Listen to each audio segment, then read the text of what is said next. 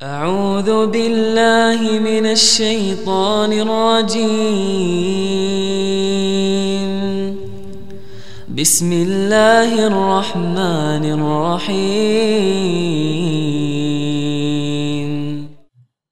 إن الحمد لله نحمده ونستعينه ونستغفره ونعوذ بالله من شرور أنفسنا ومن سيئات أعمالنا من يهده الله فلا مضل له ومن يضلله فلا هادي له أشهد أن لا إله إلا الله وحده لا شريك له وأشهد أن محمدا عبده ورسوله فيا أيها المسلمون اتقوا الله حق تقاته ولا تموتن إلا وأنتم مسلمون.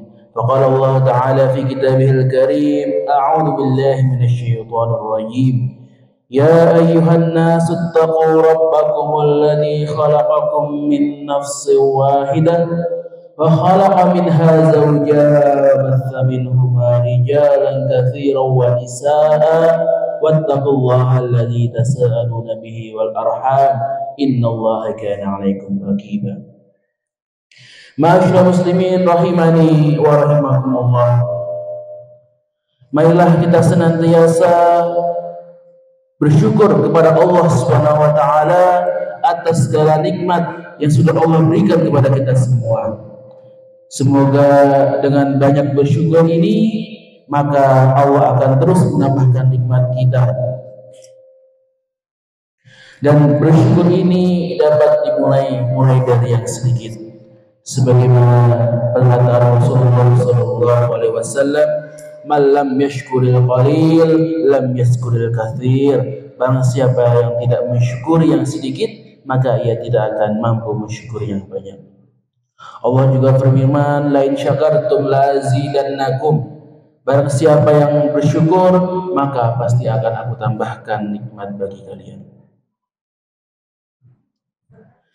Dan syukur ini itu bisa kita buktikan dengan meningkatkan ketakwaan iman kita kepada Allah Subhanahu wa taala. Salawat dan salam setelah kita curahkan kepada uswah kita, nabi kita, junjungan kita Rasulullah Muhammad sallallahu alaihi wasallam, kepada seluruh keluarganya, para sahabatnya, para tabi'in, para tabi'ut tabi'in, dan semua orang yang mengikuti risalah beliau sampai akhir zaman. Jemaah salat Jumat yang semoga selalu mendapatkan keberkahan dari Allah Subhanahu wa taala. Rasulullah Muhammad sallallahu alaihi wasallam merupakan uswah, merupakan teladan yang sempurna bagi kita semua. Sebagaimana Allah firmankan dalam surat Al-Ahzab ayat 21, A'udzu billahi minasyaitonir rajim. Laqad kana lakum fi Rasulillahi uswatun hasanah liman kana yarjullaha wal yawmal akhir wa dzakarallaha katsiran. Sungguh pada diri Rasulullah sallallahu alaihi wasallam itu benar-benar ada suri tauladan yang baik bagimu, yaitu bagi orang-orang yang mengharapkan rahmat Allah dan kedatangan hari kiamat serta yang banyak mengingat Allah. Maka keteladanan Rasulullah itu terpancar dari seluruh dimensi kehidupan beliau. Di tengah-tengah keluarga, beliau adalah suami yang teladan, ayah yang teladan. Dalam hal kemasyarakatan, beliau adalah tokoh masyarakat yang paling baik. Sebagai pemimpin, beliau adalah pemimpin yang paling ideal. Dalam segala situasi, dalam segala kondisi, sebagai apapun beliau, maka beliau selalu menjadi pribadi yang paling sempurna dan teladan yang paling mulia. Dan salah satu sifat dan akhlak mulia yang Rasulullah ajarkan adalah sifat kedermawanan. Rasulullah itu adalah orang yang paling suka memberi, yang paling dermawan di antara kaum muslimin. Beliau adalah orang yang tidak senang menimbun harta kekayaan untuk diri sendiri atau keluarganya. Walaupun beliau itu orang yang kaya, yang bahkan ketika menikah bisa mempunyai akad memberikan mahar sampai puluhan unta, ketika memberi bisa sampai ratusan ekor kambing, tetapi kehidupan beliau begitu sederhana. Bahkan sering tidak ada makanan, bahkan beliau itu sering puasa karena istrinya tidak bisa masak. Maka kemana hartanya? Hartanya beliau infakkan semuanya, beliau berikan semua kepada kaum muslimin. Dan Rasulullah itu tidak segan-segan membagikan seluruh hartanya tersebut, walaupun tadi diri beliau sendiri itu sedang dalam kondisi yang membutuhkan. Salah satu contoh kisah kedermawan beliau digambarkan dalam kisah berikut ini. An Musa bin Anas an abihi qala, dari Musa bin Anas dari ayahnya dia berkata, ma su'ila Rasulullah sallallahu alaihi wasallam 'ala al-Islam, tidak pernah Rasulullah sallallahu alaihi wasallam dimintai sesuatu karena Islam, syai'an illa a'tah, melainkan selalu dipenuhi beliau. Qala, maka dia berkata, faja'ahu rajulun, seorang laki-laki itu datang kepada beliau pada suatu hari.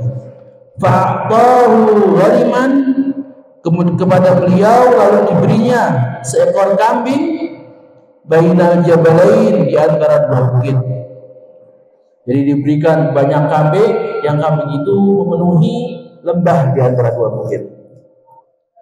Faraja ila qaumihi, kemudian orang itu kembali kepada kaumnya. Faqala, dia berkata, ya qaumi aslimu, wahai kaumku masuklah Islam.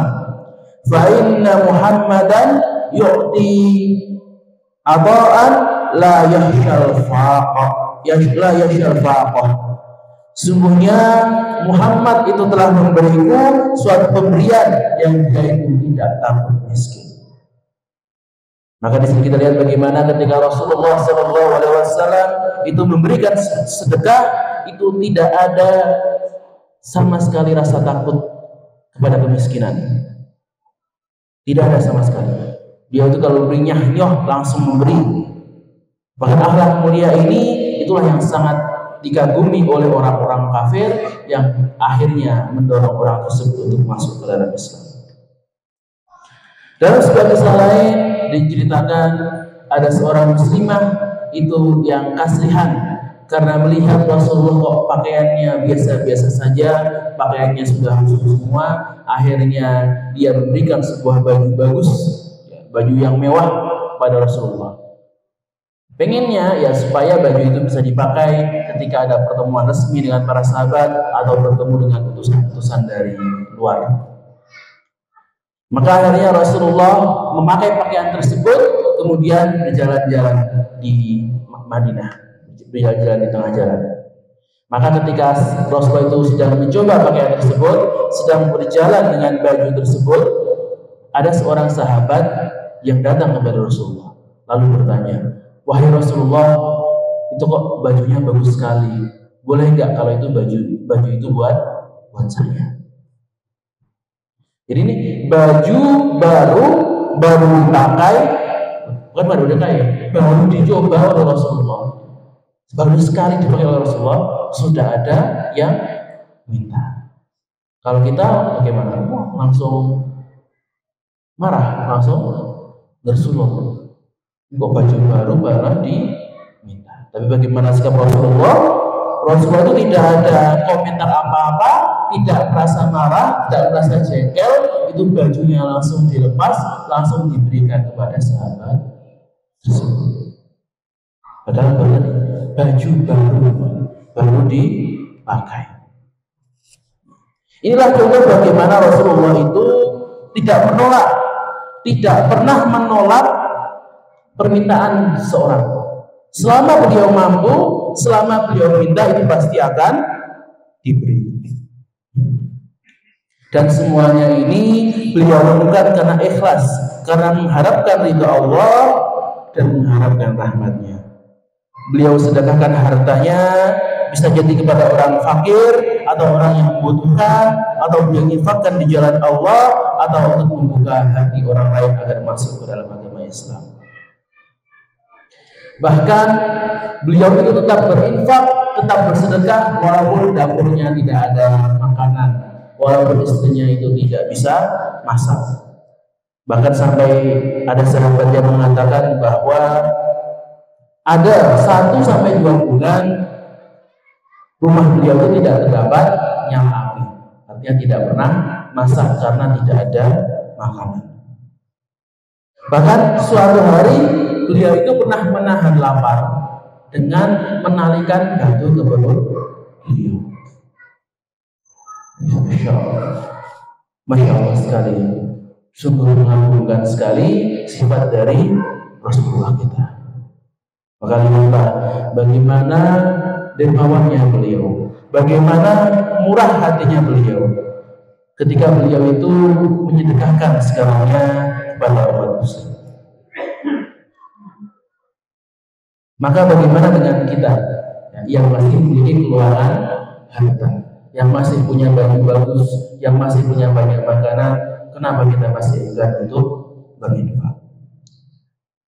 Bahkan Abdullah bin Abbas menyatakan kedermawanan Rasulullah yang sudah luar biasa seperti ini itu ketika bulan Ramadan makin bertambah lagi. Beliau mengatakan Nabi Shallallahu Alaihi Wasallam adalah orang yang paling dermawan dengan kebaikan dan lebih dermawan lagi ketika di bulan Ramadan. Bahkan kedermawannya itu lebih dermawan daripada angin yang berhembus. Maksudnya apa? Maksudnya ketika beliau itu membagikan harta itu lebih cepat daripada rezeki yang diberikan angin. Maksudnya rezeki yang diberikan oleh malaikat melalui angin yang berhembus. Ini menunjukkan bagaimana tadi Rasulullah itu ketika memberi langsung diberi semua, tidak ada yang ditahan. Masyaallah muslimin rahimani wa rahimakumullah. Maka dari kisah ini dapat kita ambil hikmah bahwa yang namanya sedekah, yang namanya infak itu merupakan sebuah amalan yang sangat dianjurkan oleh Rasulullah, sangat dicintai oleh Rasulullah, bahkan langsung dicontohkan sendiri oleh beliau. Dan Rasulullah juga sangat mencela sifat kikir. Dari Asma bin Abu Bakar, Rasulullah bersabda, La tuwaki fayuwaki alaih. Janganlah engkau menyimpan harta tanpa menyedekahkannya. Jika tidak, maka Allah akan menahan rezeki-mu. Dalam riwayat yang disebutkan, anfiki awil fahi. Infakkanlah hartamu, janganlah engkau berhitung-hitungnya. Maksudnya menyimpannya tanpa ingin menyedekahkannya. Awil dohi wala tahsi fayahsillahu alaih. Jika tidak, maka Allah akan menghilangkan berkah rezeki tersebut. Wala dohi fayuwa'illahu alaih. Dan janganlah menghalangi anugerah Allah. Jika tidak, maka Allah akan menahan anugerah dan kemurahan. Maka hadis di atas memberikan motivasi kepada kita supaya apa? Supaya menghindarkan diri dari menahan harta kita, dari bersifat kikir, dari bersifat pelit dan enggan untuk bersedekah. Harus ini secara jelas menerangkan bagaimana tercelanya, bagaimana jeleknya sifat bakhil tersebut, sampai Allah menjanjikan, Allah mengancam akan menahan rezeki, menahan barokah bagi orang yang menyimpan hartanya, orang yang enggan untuk mengeluarkan hartanya di jalan Allah. Maka ketika menghilangkan barokahnya bagaimana? Bisa jadi hartanya itu hilang karena musibah, atau hartanya masih ada tapi Allah hilangkan keberkahannya, di mana harta itu tidak bisa membuat dia bahagia, tidak bisa menenangkan hatinya, malah membuat hatinya itu terasa cemas dan selalu memikirkan harta tersebut. Akhirnya harta itu mengikatnya dengan erat sehingga melalaikan dia dari hal-hal yang lain. Dan ingatlah bahwa dalam harta kita itu ada sebagian hak milik orang-orang yang membutuhkan, dan itu harus kita keluarkan. Para ulama mengatakan paling tidak 2,5% dari harta kita yang harus kita keluarkan untuk orang-orang fakir dan miskin. Jika kita tidak mengeluarkannya, jika kita enggan untuk menyedekahkannya, maka Allah akan mengeluarkannya dengan cara yang lain. Jadi tinggal kita pilih, mau keluar dengan sukarela atau keluar dengan dipaksa oleh Allah. Kalau keluar dengan sukarela, kita ikhlas, kita senang, dan kita dapat pahala. Tapi kalau dipaksa oleh Allah, bisa dipaksa lewat musibah, bisa dipaksa lewat kita mengalami sakit atau kecelakaan sehingga kita butuh berobat, atau bisa jadi harta kita ini diambil oleh orang lain, atau dengan musibah-musibah yang lainnya. Nah, ketika dipaksa seperti ini, maka kita sudah kehilangan harta, kita merasa sedih, kita merasa kesal dengan kehilangan tersebut, bahkan kita mendapatkan dosa karena enggan sedekah. Jamaah sidang iman yang dirahmati oleh Allah Subhanahu wa taala. Maka perlu kita ketahui bahwa harta yang kita punya itu adalah titipan Allah. Allah berfirman, "Aminu billahi wa rasulihi wa anfiqu mimma ja'alakum mustakhlifina fihi falladzina amanu minkum wa anfaqu lahum ajrun kabir." Berimanlah kamu kepada Allah dan Rasul-Nya dan nafkahkanlah sebagian dari hartamu yang Allah telah menjadikan kamu menguasainya. Maka orang-orang yang beriman di antara kamu dan menafkahkan sebagian dari hartanya memperoleh pahala yang besar. Surat Al-Hadid ayat 7. Maka di sini dengan jelas Allah menerangkan kepada kita bahwa harta kita yang kita punya itu semua titipan Allah Subhanahu wa taala. Hakikatnya semuanya adalah milik Allah SWT. Dan ketika kita punya keyakinan ini, insya Allah kita akan mudah untuk bersedekah. Kenapa? Misalkan, kalau kita kehilangan motor atau kehilangan mobil, punya kita sendiri, pasti kita akan merasa sedih, merasa sayang dengan mobil tersebut. Kan, ya Allah, kenapa kok kayak saya kehilangan mobil tersebut? Tapi kalau misalkan yang kehilangan itu mobil orang lain, bukan punya kita tidak kenal siapa orangnya, atau mungkin orang yang tidak akrab dengan kita, maka kita tidak ada rasa sama sekali, tidak ada rasa menyesal, sudah biasa saja. Oh, ada mobil hilang ya, sudah selesai. Nah, ini sama dengan harta kita. Ketika kita yakin bahwa harta ini milik kita, harta ini punya kita, maka akan berat sekali untuk mengeluarkannya.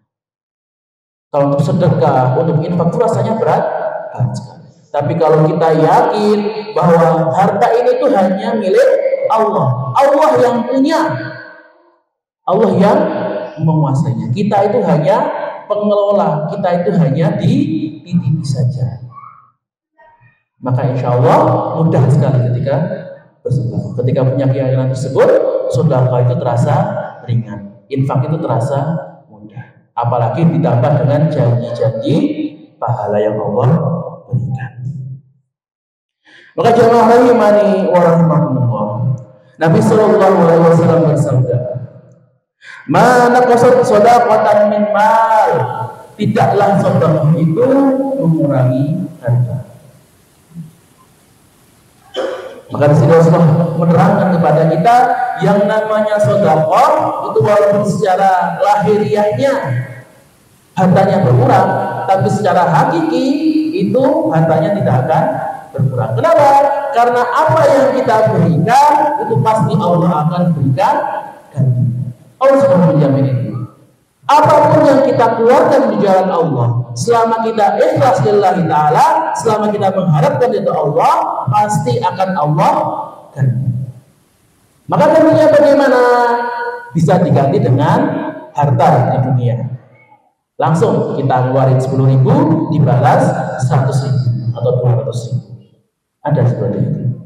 Atau kalau tidak, yang nomor 2 bisa diganti dengan keberkahan. Jadi harta yang kita punya sisa harta yang kita punya itu diberkahi oleh Allah. Tandanya kita bisa menikmati harta tersebut, harta itu membuat kita tenang, tidak malah membuat kita susah. Dan yang ketiga adalah Allah menghindarkan kita dari musibah-musibah yang ketika musibah itu terjadi bisa menghabiskan harta kita. Misalnya karena Allah membalas sedekah kita dengan menyelamatkan kita dari kecelakaan, dengan memberikan kita badan yang sehat sehingga tidak perlu berobat ke rumah sakit, sehingga tidak perlu mengeluarkan jutaan rupiah atau miliaran rupiah untuk berobat. Maka Syekh Muhammad Al-Utsaimin mengatakan bahwa di sini itu Rasulullah tidak mengucapkan sesuatu berdasarkan nafsunya. Jadi yang beliau maksud bukan berarti kalau sedekah itu pasti dibalas dengan harta, tidak, tapi bisa dibalas dengan 3 cara tadi. Dan selain 3 balasan yang di dunia itu, Allah juga menjanjikan balasan yang lebih besar di akhirat berupa pahala dan rahmat dari Allah, sebagaimana firman Allah Ta'ala dalam Al-Baqarah ayat 61, "Matsalul ladzina yunfiquna amwalahum fi sabilillah", perumpamaan orang-orang yang berinfak di jalan Allah, kamatsali habbatin, seperti dia itu menanam 1 biji, ambatat sab'a sanabil, yang dari 1 biji itu tumbuh 7 tangkai, fi kulli sumbulatin mi'atu habbah, dan setiap tangkai itu menumbuhkan 100 biji. Wallahu yudha'ifu liman yasha, dan Allah itu melipat gandakan bagi siapa yang Dia kehendaki. Wallahu wasi'un alim, Allah itu Maha luas lagi Maha mengetahui. Allah sudah menjanjikan dalam ayat ini setiap sedekah, setiap pemberian kita pada orang-orang miskin, pada orang-orang yang membutuhkan, itu pahalanya minimal 700 kali lipat. Perdagangan apa yang untungnya sampai 700 kali lipat? Kalau di dunia ini kita untung 100% saja, kita untung 1 kali lipat saja, itu sudah dikatakan sebagai orang yang jenius, orang yang pandai atau jenius dalam bisnis. Nah ini kita berdagang dengan Allah itu minimal dapat untung 700 kali. Inilah kenapa kalau kita itu berdagang dengan Allah dikatakan sebagai tijaratan, perdagangan yang tidak akan pernah rugi. Dan minimalnya 700 kembali, 700. Dan Allah yudha'ifu liman yasha, Allah itu akan melipat gandakan, akan dinaikkan lagi bagi siapa yang Allah kehendaki. Ada yang 700, ada yang lebih, ada yang sampai 1000, 2000 sampai tidak terhitung. Semua yang terserah Allah Subhanahu wa Ta'ala, sesuai dengan keikhlasan kita, sesuai dengan keseriusan kita dalam bersedekah. Tetapi ingatlah bahwa pahala ini ya hanya bisa diberikan pada orang-orang yang benar-benar ikhlas kepada Allah, orang-orang yang tidak mencampur sedekahnya dengan hal-hal yang bisa membatalkan sedekah tersebut. Ma'asyiral muslimin rahimani wa rahimakumullah. Maka semoga khutbah ini itu bisa menjadi motivasi diri kita pribadi dan kepada jamaah semua agar semakin membuat kita untuk gemar berderma, untuk gemar bersedekah dalam setiap kesempatan yang Allah berikan. Dan ingatlah sabda Rasulullah tadi, tidaklah sedekah itu mengurangi harta kita, karena Allah pasti akan membalas apa saja yang kita berikan. Dan ingatlah, pastikan niat sedekah itu ikhlas karena Allah. Jangan sampai kita sedekah karena mengharapkan imbalan dan balasan di dunia ini. Apa yang ada dalam العليم ونفعني وإياكم بالآيات الحكيم وتقبل مني تلاوته إنه هو الغفور الرحيم.